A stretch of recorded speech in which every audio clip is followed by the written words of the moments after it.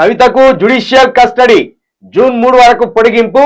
ED CBI కేసుల్లో ఆదేశించిన court supplementary charge sheet పై కొనసాగిన వాదనలు. కరెన్సీ సీరియల్ నంబర్లను హవాలాకు టోకెన్లుగా వాడుకున్నారన్న ఈడీ.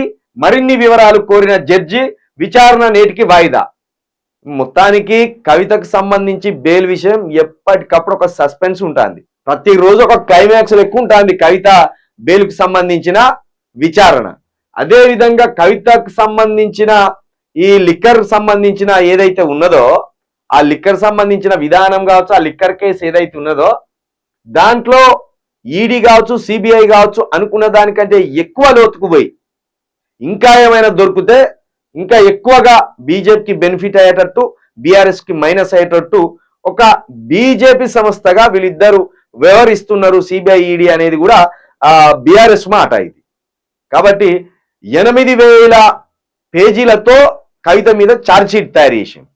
ఆ ఛార్జ్ షీట్ కి సంబంధించి ఒక సప్లిమెంటరీ ఛార్జ్ షీట్ కి సంబంధించిన వాదనలే కొనసాగుతున్నాయట. సప్లిమెంటరీ ఛార్జ్ షీట్ కి సంబంధించిన వాదనలు మాత్రమే ప్రస్తుతం కోర్టులో కొనసాగుతున్నాయి. ఇక ఏమని కొత్తగా ఈడీ ఏమంటుంది, కరెన్సీకి సంబంధించిన సీరియల్ నెంబర్లను, ఇప్పుడు 500 నోటో లేకపోతే 100 రూపాయల నోటో ఇటువంటి నోట్లు ఉంటాయి కదా, వాటికి సంబంధించిన సీరియల్ నెంబర్లను హవాలకు టోకెన్లుగా వాడుకున్నారు. హవాలా అంటే ఏందో ఒక ముక్క తీసుకుంటాం. ఇప్పుడు 100 రూపాయల ముక్కు 100 రూపాయలు ఉన్నాయి మన దగ్గర, దాన్ని 2 ముక్కలు చేస్తారు.